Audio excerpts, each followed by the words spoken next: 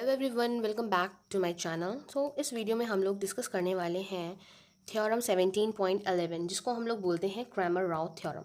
तो ये थ्योरम आप लोगों को जस्ट लर्न करनी है, इसकी कोई भी प्रूविंग या कुछ भी आप लोगों को नहीं देखना है। बस आपको ये पता होना चाहिए कि जो क्रैमर राव थ्योरम है वो आपसे क्या कहती है।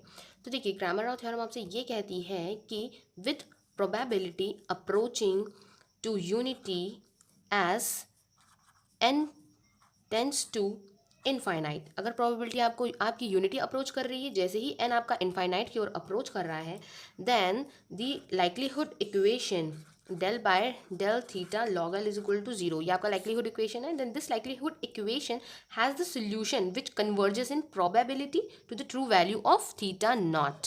तो इन सिंपल मैं ये आपसे कह सकती हूँ कि जो आपके एम होते हैं, बिकॉज इस लाइक्लीहुड इक्वेशन का यूज़ करके हम लोग क्या फाइंड करते हैं, हम लोग एम फाइंड करते हैं।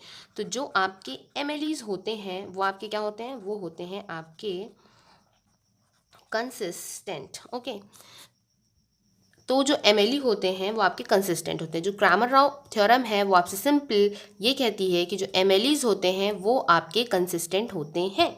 तो ये चीज़ आप लोगों को ध्यान में रखनी है, बिकॉज देखिए, जब हम लोग अनबायसनेस चेक करते हैं तो जो भी हमें स्टैटिस्टिक गिवन होता है उसमें हम लोग एक्सपेक्टेशन ऑपरेट करके फाइंड आउट कर लेते हैं। बट अगर आप लोग एम को देखो तो एम ज़रूरी नहीं होता है कि हमेशा अनबायस्ड ही हो।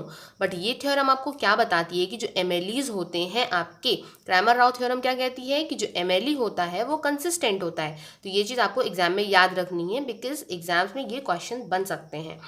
तो ये चीज़ आप लोगों को याद है।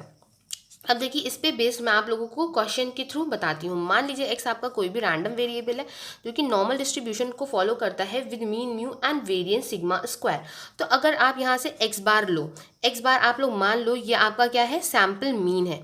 तो अगर आप लोग सैम्पल मीन को चेक करोगे तो वो आपका अनबाइज्ड एस्टिमेटर भी आएगा, बिकॉज जब एक्सपेक्टेशन ऑफ एक्स बार निकालो तो म्यू आता है। एंड वेरिएंस ऑफ एक्स बार जब आप लोग निकालोगे तो वेरिएंस ऑफ एक्स बार आपका सिग्मा स्क्वायर अपॉन एन आ जाता है।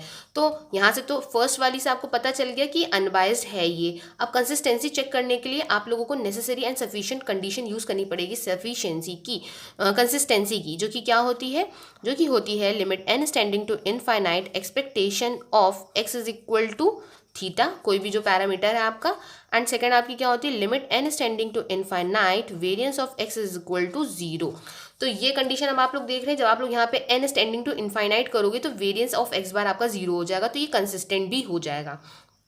तो यहाँ से आपको याद रखना है, नॉर्मल डिस्ट्रीब्यूशन का जो सैम्पल मीन होता है वो अनबाइज्ड भी होता है और कंसिस्टेंट भी होता है। बट अगर यही चीज़ आप लोग इसके सैम्पल वेरिएंस के लिए लो, सैम्पल वेरिएंस, तो सैम्पल वेरिएंस के लिए अगर आप लोग ये चीज़ कंसीडर करोगे तो जो सैम्पल वेरिएंस होता है आपका, वो आपका कंसिस्टेंट तो होता है बट अनबायस नहीं होता है। तो यहाँ से आप लोगों को अगर मैं बताऊँ तो देखिए, एस स्क्वायर की जो वैल्यू है वो आपकी क्या होती है, 1/n summation x i minus x bar whole square. तो यहाँ से आप लोग देख सकते हो, अगर हम लोगों को इसका अनबायसनेस चेक करनी है तो हम लोग किस तरह से करेंगे। देखिए, एन को हम लोग सबसे पहले इधर भेज देंगे, n into s square then summation x i minus x bar whole square. अब हमें पता है कि अगर हम यहाँ पे सिग्मा स्क्वायर से डिवाइड कर देंगे तो ये जो होल टर्म है आपका, ये यहाँ से स्क्वायर हट जाएगा, ये होल पे मैंने स्क्वायर लगा दिया, तो ये जो टर्म है आपका ये फॉलो करने लगेगा काई स्क्वायर डिस्ट्रीब्यूशन को with n degrees of freedom. ठीक है, तो अब हमें पता है कि अगर इस टर्म पे, मतलब ये जो भी वेरिएबल है ये फॉलो कर रहा है आपका chi square distribution with n-1 degrees of freedom. क्यों? क्योंकि जो x बार है आपका, वो यहाँ पे जो मीन है वो आपका अननोन है, इसलिए हमने उसका एस्टिमेट जो स्मॉल x बार था उसको यूज़ किया। तो इसका मतलब ये फॉलो करेगा chi square distribution with n-1 degrees of freedom.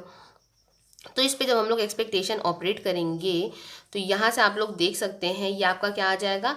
आपको पता है कि mean of chi square distribution क्या होता है। मीन, अगर आपका एक्स कोई भी रैंडम वेरिएबल फॉलो कर रहा है chi square with n degrees of freedom, तो एक्सपेक्टेशन ऑफ एक्स हो जाएगा n। अब वहीं अगर फॉलो कर रहा है chi square with n-1 degrees of freedom, तो उसका एक्सपेक्टेशन हो जाएगा n-1। तो ये हमने लिख दिया इसका एक्सपेक्टेशन। तो यहाँ से हमें फाइंड करना था एस स्क्वायर अनबाइज है या नहीं है, तो एस स्क्वायर को रोकेंगे, बाकी सारी वैल्यूज़ जो है हम लोग उसको राइट हैंड साइड भेज देंगे। तो ये हो जाएगा एक्सपेक्टेशन ऑफ एस स्क्वायर। तो ये हो जाएगा हमारा n-1 sigma square upon n। और आप लोग इस चीज़ को देखो तो ये आपका क्या है, यहाँ पे 1-1/n सिग्मा स्क्वायर। तो अगर मैं यहाँ से आपको दिखाऊं कि ये आपका क्या हो जाएगा, सिग्मा स्क्वायर माइनस का सिग्मा स्क्वायर अपॉन एन। तो अगर आप लोग यहाँ से देखो तो इसका जो एक्सपेक्टेशन है आपका, इसका एक्सपेक्टेशन जब आपने फाइंड आउट करा तो वो आपका सिग्मा स्क्वायर नहीं आ रहा है। इसका मतलब देखिए ये अनबायस तो नहीं है। बट अगर मैं आपको इसकी कंसिस्टेंसी की बात करूं तो कंसिस्टेंसी के लिए आपको ये नेसेसरी एंड सफिशिएंट कंडीशन जो है अप्लाई करनी पड़ेगी। तो जब आप लोग यहाँ पे limit n tending to infinite operate करोगे तो यहाँ से आप लोग को दिख रहा है कि ये वाला टर्म 0 हो जाएगा और इसकी वैल्यू सिग्मा स्क्वायर बच जाएगी। तो यहाँ से हम लोग ये कह सकते हैं कि expectation of S limit n tending to infinite, then expectation of S square क्या हो जाएगा, सिग्मा स्क्वायर हो जाएगा। तो देखिए ये चीज़ क्या हो गया, ये इसका अनबायस एस्टिमेटर हो गया।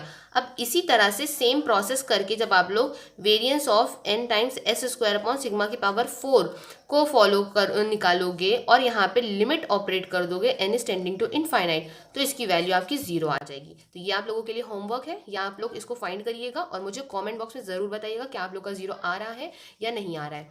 ओके, सो ये चीज़ यहाँ से आप लोग को क्या पता चल गया कि जो एमएलईज होते हैं वो आपके कंसिस्टेंट होते हैं। देखिए यहाँ पे ये एस स्क्वायर जो है ये कंसिस्टेंट निकला, बट एस स्क्वायर आपका अनबायस नहीं था। सिमिलरली जो आपका एक्स बार होता है सैम्पल मीन, वो आपका इसमें कंसिस्टेंट तो होता ही होता है बट अनबायस भी होता है। बट अनबायसनेस हो हर चीज़ के लिए, हर स्टैटिस्टिक के लिए, वो चीज़ ज़रूरी नहीं है। ये हमने किस केस में देखा, ये हमने S square that mean sample variance के केस में देख लिया है। तो क्रैमर राव थ्योरम से हमें क्या समझ में आता है, हमें ये चीज़ ध्यान में रखनी है कि जो हमारे एमएलईज होते हैं वो हमेशा क्या होते हैं, कंसिस्टेंट होते हैं। तो मे भी हो सकता है एग्जाम में इस तरह का क्वेश्चन आ जाए कि जो क्रैमर राव थ्योरम है ये किस चीज़ पे बेस्ड है या ये क्या कहता है। तो हम लोग को याद रखना है कि ये क्रैमर राव थ्योरम क्या कहती है, बस हमें ये बताती है कि जो हमारे एमएलई जो हम फाइंड करते हैं वो हमेशा कंसिस्टेंट होते हैं। सो आई होप कि आज का वीडियो आप लोगों को समझ में आया होगा, और अगर समझ में आया हो तो मेरी वीडियो को लाइक करिएगा, अपने फ्रेंड को भी शेयर कीजिएगा, और कमेंट बॉक्स में कमेंट करके आप लोग कोई भी क्वेरी है वो मुझसे पूछ सकते हो। Thank you for watching this video, have a nice day.